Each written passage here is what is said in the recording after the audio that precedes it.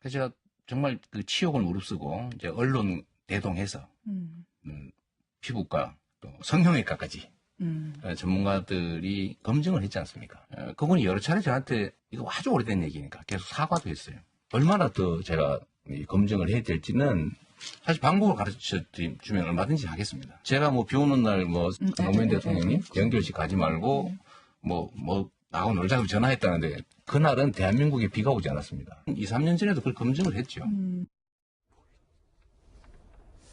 이재명 후보가 구체적인 에피소드 하나를 꺼내들었습니다. 김무선 씨가 노무현 전 대통령의 49제 때 이재명 후보가 김무선 씨와 만나자라고 제안을 했었다. 비 오는 날이었다라고 김무선 씨가 주장을 했다는데 이재명 후보는 그날 비가 오지 않았다라고 그날의 일기 상황을 일종의 반격 증거로 내놓은 겁니다. 김무선 씨가 어떻게 주장했을까요? 김무선 씨의 원래 주장 들어보시죠. 7월 9일일 겁니다. 네네. 이재명 씨가 어디 있냐고 그래서 나 봉화 간다니까 미쳤네. 미쳤어. 이 비 오는데. 옥수동으로 돌아가라. 네. 그래서 난 가겠다. 너무 슬프다. 네네. 당신은 정치인인데 안 가느냐 하니까 옥수동 가라고 위험하다고까지 얘기를 했어요. 사고제에 참여하고 굉장히 더웠어요. 그래서 누가 사진을 찍길래 우산으로 딱 가렸는데 그 사진도 있어요. 네. 그날에 비가 왔냐 안 왔냐가 그날에 두 분이 만났느냐 데이트를 했느냐 안 했느냐의 일종의 방증처럼 돼버린 거고 왜냐하면 이재명 후보 본인이 그날에 비가 오지 않았다라는 것을 증거로 내세웠기 때문에 이재명 기자 팩트체크 바로 들어갑니다. 노무현 전 대통령이 49제 때에 무슨 일이 있었던 겁니까? 제가 날씨를 찾아봤습니다. 역시 취재하는 기자. 이재명 기자. 그러니까 노무현 전 대통령의 49제가 2009년 7월 10일 날 있었습니다. 7월 10일? 근데 7월 10일 날씨를 보니까 그때는 맑았습니다. 대한민국이 다. 이재명 후보 말이 맞네요. 그렇죠. 근데 지금 김무선 씨의 얘기는 7월 9일 날 본인이 가서 1박을 하려고 했다 이렇게 얘기를 하고 있죠. 근데 7월 9일 날은 실제 장맛비가 내렸습니다. 하루 전에 비가 왔어요? 그렇죠. 그러니까 그때가 장마 마지막 이제 끝날 무렵이었고 7월 9일은 비가 많이 내렸고 7월 10일은 비가 안 왔더라고요. 그 말을 따지면 김무선 씨 말도 맞고 7월 9일 날 비가 왔다는 말도 7월 11일 날 49제 날 비가 안 왔다는 이재명 지사의 말도 맞습니다. 그렇군요. 사실 저 말만 가지고는 도대체 또 한 번 누구 말이 맞는지 알 수 없는 그런 또 한 번의 진실 공방이 아닌가 싶은데 그러니까 모두가 양쪽 다 전혀 허무맹랑한 얘기를 하고 있지 않은 것 같으니까 오히려 더 듣는 입장에서는 굉장히 이게 도대체 누구 말이 맞는지 알 수 없는 그런 상황이 왔는데 글쎄 이제 김무선 씨는 지금 이제 저거 말고도 지금 계속 본인의 SNS에 여러 가지 얘기를 또 올리고 있죠. 그래서 또 추가로 뭐가 또 나오면 이재명 씨가 또 어떻게 대응할지 모르겠는데 상당히 양쪽 다 굉장히 긴장감을 가지고 지금 논란들을 풀고 가고 있는 게 아닌가 싶습니다. 전재수 의원님 어떻게 보십니까? 이 구체적인 날짜와 그때 기억을 갖고 이제 두 명의 당사자들이 공방을 하고 있는 건데 일단 의혹을 제기한 쪽은 김무선 씨 쪽이고 굉장히 구체적인 날짜예요. 7월 9일과 7월 10일 1박 2일로 노무현 대통령의 49제 때쯤에 이 지사와 만났다. 날에 했다. 근데 그날은 비가 왔었다. 근데 이재명 기자 체크해보니까 전날은 비가 오고 또 다음 날은 비가 안 와서 지금 이재명 후보의 그 발언만 갖고는 누구 말이 맞는지 지금 판단이 안 된다는 거예요. 이재명 기자의 결론은. 전재수 의원님은 어떻게 보세요? 그러니까 이게 제가 보기에는 이재명 지사 입장에서 보면 참 답답할 것 같습니다. 예. 그러니까 한마디 하면은 김부선 씨가 두 마디, 세 마디 하는 형국이거든요. 예. 또 한마디 하면은 또 두 마디, 세 마디 하고.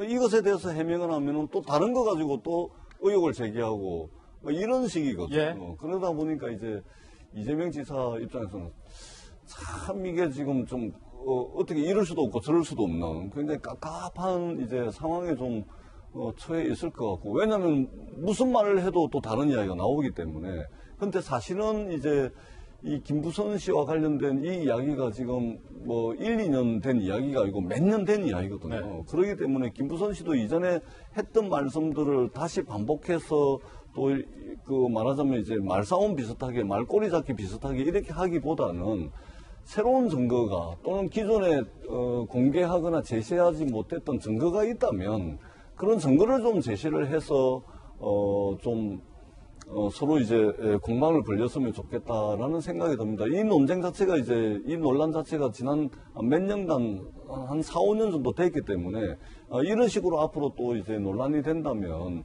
굉장히 이제 모든 사람들이 지켜보는 모든 사람들이 피곤해질 수 있다 그런 생각이 듭니다. 그렇기 때문에 이재명 지사 입장에서도 상당히 이제 입장이 좀 난처한 상황이고 김부선 씨 입장에서도 이제는 좀 새로운 증거와 객관적인 물증이라든지 이런 것들을 좀 공개를 하는 것이 이 공방을 끝내는 지름길이라고 생각을 합니다.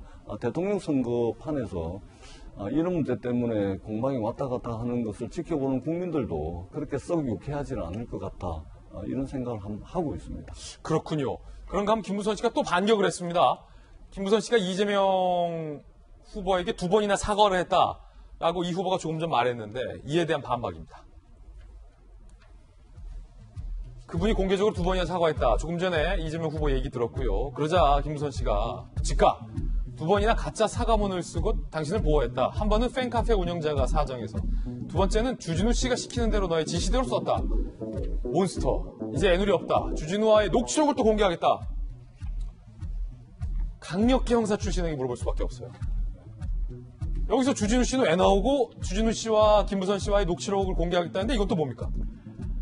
김부선 씨 주장에 따르면 김부선 씨가 이재명 지사와의 관계에 관한 글을 작성했더니 주진우 기자가 연락이 와서는 글을 내려달라고 요청했고 그 요청에 따라서 글을 내렸다는 취지입니다. 그러면서 이 녹취록을 공개하겠다는 그 문구와 관련해서는 이 지사가 주진우와 통화했다는 녹취라고 밝히고 있거든요.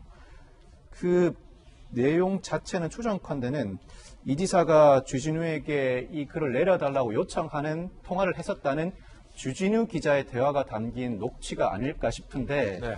사실 이 녹취 자체는 관계를 입증할 만한 결정적인 증거가 되지는 못합니다. 그렇죠. 올린 글 자체가 사실이 아니라고 하더라도 이 지사 입장에서는 사실이 아닌 글이 올라왔으니 지인을 통해서, 즉 제3자를 통해서 글을 올린 사람에게 글을 내려달라고 요청을 할 수는 있겠죠.